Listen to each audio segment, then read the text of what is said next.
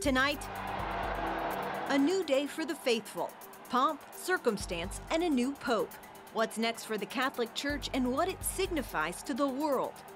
Plus, trade with the UK takes center stage at the White House. They do not want us to abandon the work we're doing to try and get an agreement with America. They want that agreement to reduce tariffs. And it means the decimation of free speech. How the United Kingdom is targeting Christians. All this and more tonight on Faith Nation.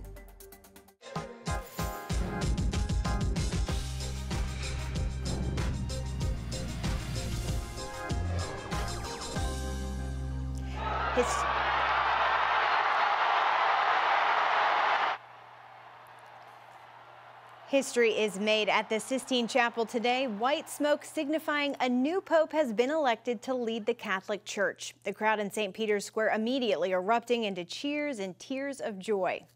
You don't have to be Catholic to feel the emotion and energy of that moment. Good evening from Washington, and thank you for joining us for Faith Nation. I'm Caitlin Burke. The new pope is an American. Cardinal Robert Prevost is making history as the first American-born pope in the history of the church.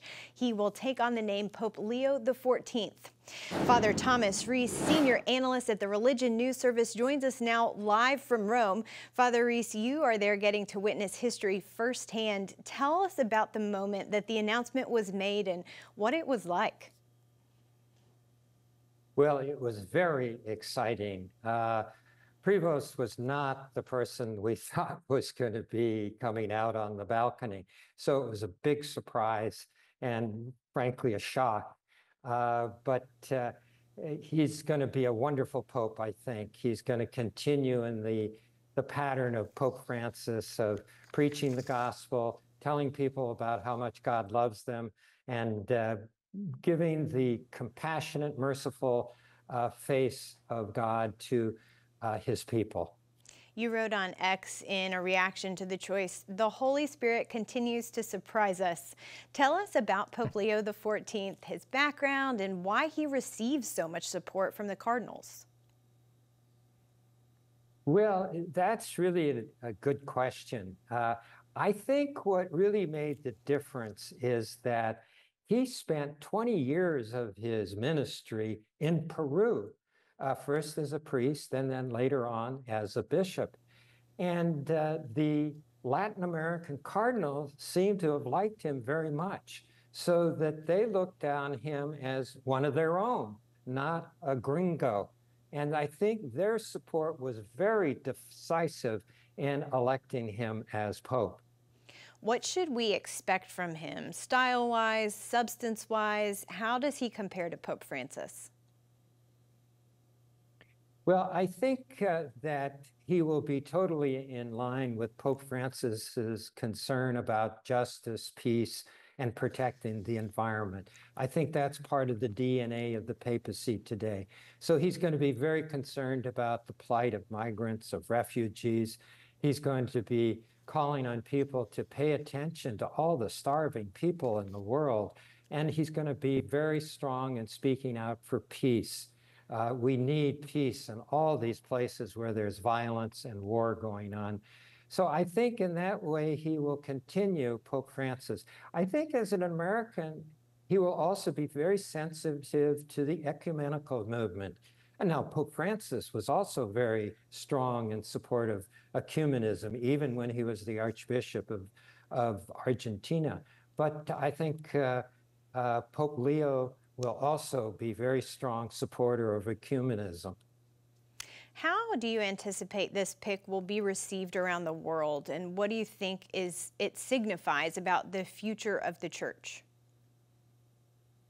Well, I was always afraid that if an American got elected, the people in the Southern Hemisphere, the global South, would think, oh, of course, the CIA fixed the election or Wall Street bought the election. The Cardinals didn't seem to worry about that the way I did. And so I think he's going to be well received. He's multilingual. He knows Spanish very well. And of course, English is his native language. He knows Italian. So he's going to be able to communicate very well with people all over the world.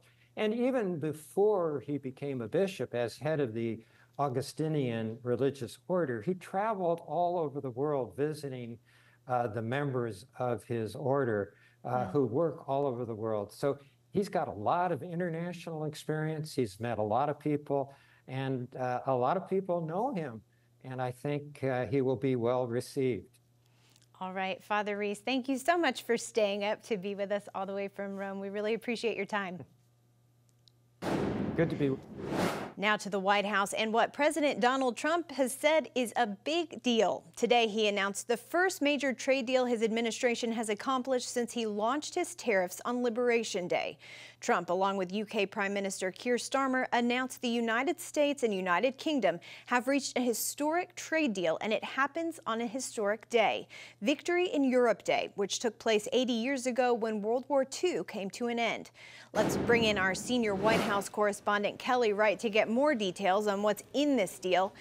How will this work, Kelly? So, Caitlin, this is something the president has touted as being, as you said, a very historic day. And he says it will work in the sense that it will bring more relief to the American farmers in that it actually provides agriculture such as beef as well as ethanol coming to the American market and also being exported to the UK, something extremely important for farmers. And the president broke it down in such a way that he explained that this is something that's beneficial to both countries, the UK and the United States. Watch this.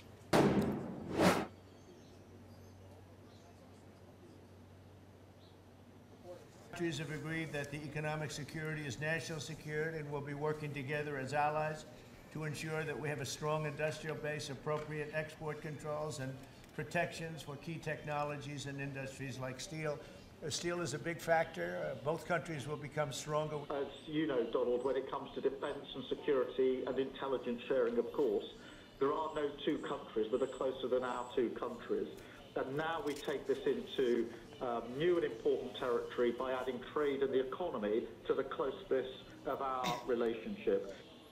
Yeah, Prime Minister Keir Starmer from the UK joining the conference by call. The British ambassador was present in the Oval Office. Here's something that Mr. Starmer stated, though. He talked about the fact that it was 45 years ago that we heard from a very notable man, Winston Churchill, who talked about the fact that this was something very huge for America in helping the UK have VE Day, Victory in Europe Day. So another historic example here today. I'm sorry, it was 80 years ago. Apologize for that.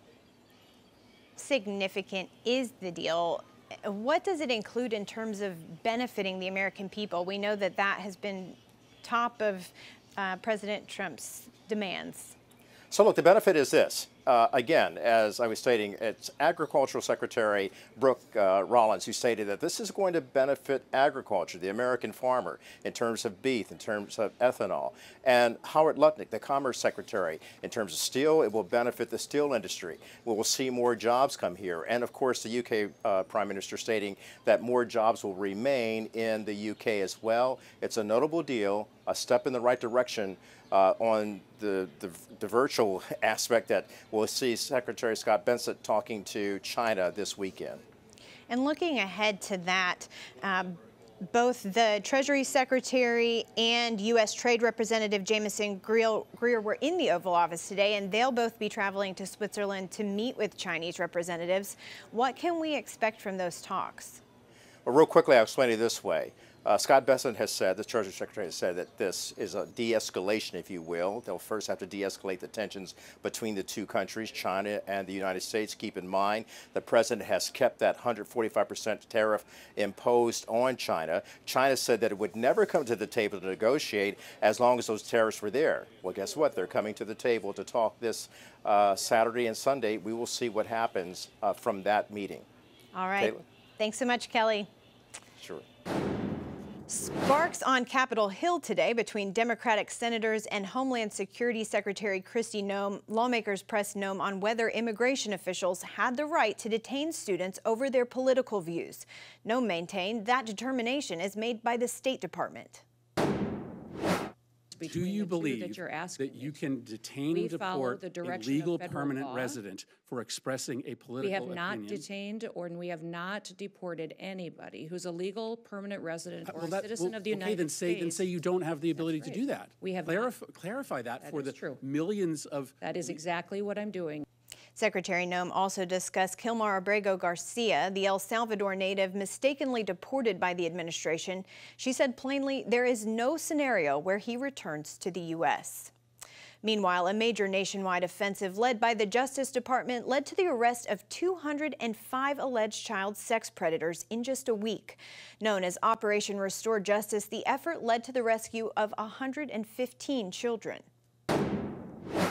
These depraved human beings, if convicted, will face the maximum penalty in prison, some life.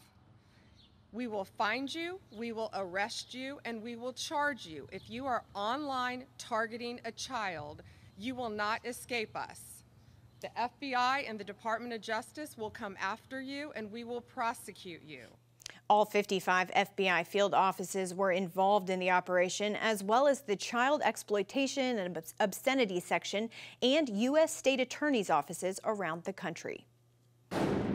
Coming up next on Faith Nation, mixed signals. We attempt to decode the White House messaging for Iran and the future of its nuclear program.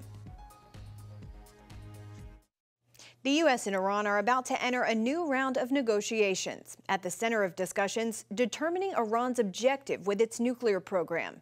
Two Republican senators want to make clear that the objective of the White House is for Iran to never possess a nuclear weapon. To the Iranian regime, you claim all you want is a peaceful nuclear power program. You can have it, but you cannot enrich. And you must dismantle, and you must dismantle now. It would directly threaten the security of our homeland when married up to their intercontinental missile work. It encourages nuclear proliferation throughout the Middle East. It jeopardizes the safety of our men and women in uniform, and it poses an existential threat to our good friend Israel.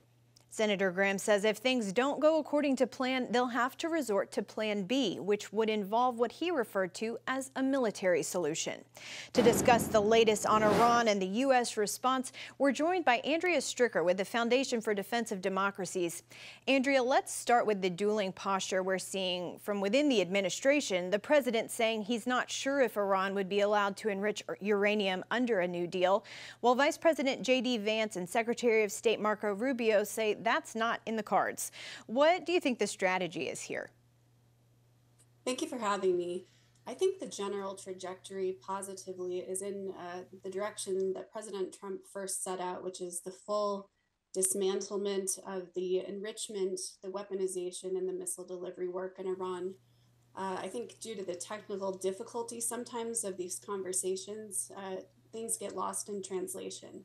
But it sounds like the president will stand by that commitment, and several of his advisors have made it very clearly and reiterated it. Considering the U.S.'s relationship with Israel and the fact that Iran poses an active threat there, what would the perfect deal look like, and how does the U.S. thread that needle on an agreement that works for all sides? Well, Iran is really weak right now, so the president is using the available sanctions leverage that he has by going after Iran's oil exports, as well as this credible military threat, to get the full dismantlement of the program. And to be clear, that is the only deal that would be good for the United States, for Israel and our partners. Any enrichment in Iran would in effect allow it to ramp back up to weapons-grade production, and enable it to reach a nuclear weapon within a matter of months. So retaining any of that infrastructure really should be a non-starter, and it's good to see the leaders in Congress standing firm on this. President Trump has proposed another name change, this time suggesting the Persian Gulf be changed to the Arabian Gulf. There's been some feathers ruffled with that one. Could something like that actually impact negotiations? Why is the name historically important to the people in that region? Well, it's important to Iranian Americans, I think, in particular, and Iranians, to have it named after their homeland. I think maybe it's not the best signal at this time. President Trump should be more focused on pursuing the full dismantlement of the program rather than rattling his support among his key Iranian American base. Quickly here as we wrap up, the president told Fox News that Iran's nuclear program has to end one way or another. What needs to happen this weekend? I think Steve Witkoff, the lead U.S. negotiator, needs to make clear to the Iranians that our key demand is the dismantlement of the enrichment program. That's been, as you've noted, in question at times. But he himself has stuck by the full dismantlement demand. So if we can go in and show that that is the bottom line, that military strikes are on the table if that doesn't happen, right, then that would put things back on track. All right, Andrea Stricker with Foundation for Defense of Democracies, thank you so much for your time. Still to come on Faith Nation, signs of the Spirit moving in the UK. Hear why some British newspapers are beginning to use the word revival for what's going on there. We'll take you there next. Great Britain once served as a base for world evangelism and Christian missions. Now it's known more for abandoned churches and blatant discrimination against Christians. The good news, a move of God is underway. Dale Hurd has the story. You'll be excused to think that this is a church, but as is the case across the UK, we've took it over. It's now actually a mosque, a masjid. Christianity is depleting, atheism is unfulfilling, Islam is here and is here to stay for you. So carry on making those churches for us, keep them empty, we'll buy them in a few years' time and we'll make them into a mosque. For decades in Britain, interest in church was so low, thousands of historic church buildings were abandoned, turned into bars, skate parks, and even mosques. And in this officially Christian nation where the king is prayed over and anointed with oil by an archbishop, a poll showed that most British Christians experience hostility and ridicule for their faith. An Army veteran last year was convicted for a thought crime, his private prayer, and residents living near abortion clinics have been warned about praying inside their own homes. A public stand for Christ here could easily cost you your job or your career. In officially Christian Britain today, it is Bible-believing Christians who are the outsiders. They're the ones who are expected to keep silent and not offend others. The Rushmore Borough Council west of London even proposed criminalizing public Christian prayer, singing, and evangelism in the towns of Aldershot and Farnborough, before an intervention by Christian Legal Center attorney Michael Phillips temporarily halted the move. And so when I read over this proposal, it was literally banning almost everything, to ban amplification, to ban singing, to ban street preaching if it is hostile towards people with protected characteristics. It means the decimation of free speech. And that's, these are the kinds of threats that we're seeing across the country. One of the evangelists facing a ban is Jamie Brody, who told us about one of his encounters with police. To begin with, some junior officers came and they tried to shut off the microphone straight away. So I began recording them and I just tried to engage them in a discussion. And I said, look, please, can you tell me what law you're acting upon? After a public outcry, the preaching ban was put on hold. But we asked Brody if a new law would stop him. Much of the New Testament was written from prison. So, no. This has been happening for decades. The removal of crosses, the removal of prayer, the continual arrest of street preachers. Andrea Williams of Christian Concern, which is helping Brody, says that while there are large dynamic churches in the UK, anti-Christian hostility has caused many British Christians to self-censor, to keep their faith private. There's a whole raft of self-censorship. The church has censored itself in this country. It's as if we've become ashamed of the gospel, ashamed of our history, ashamed of who Christ is, so that we've removed him from the public space. Now, suddenly, after decades of both religious apathy and secular opposition, British newspapers are beginning to use the word revival. Churches reported record attendance on Easter. And more British young men are going to church. Justin Brierley is the author of The Surprising Rebirth of Belief in God. I think that's been the surprise for me, is to see that intellectual shift now being met by a real wave of interest, especially interestingly from young people in this country who it appears are returning to church again. Very often these are young people who don't necessarily have any history with Christianity. So these are very unchurched Gen Z people. And so this new generation that are rising up, they're growing up with no knowledge of Christianity. That's why the young Christians, this new wave of Christians, are generally quite radical. Jamie Brody, too, believes revival is near. My opinion is that I can feel it. I can feel it in my fingers. God is doing it. Jamie also says God has taken the attempt to silence his preaching and turned it around.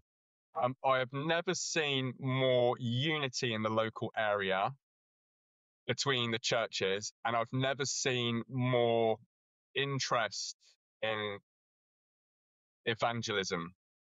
God is working. The British author G.K. Chesterton once wrote that Christianity has died many times and risen again. It appears to be rising again in Great Britain. Dale Hurd, CBN News, London. Still ahead, a salute to military mothers at the White House. Next on Faith Nation. Finally tonight, in honor of Mother's Day, President Donald Trump and First Lady Melania Trump hosted a celebration of military mothers at the White House, recognizing and saluting their service to family and country. A mother's love and wisdom empower our children to flourish, instilling in them the courage to reach their full potential. Motherhood. Happy Mother's Day, everyone. The First Lady urged the crowd of military moms to prioritize their well-being, saying their strength is the bedrock for a brighter future for our nation's children. If you are a military mother, thank you for your service. That is going to do it for Faith Nation tonight. We will see you tomorrow.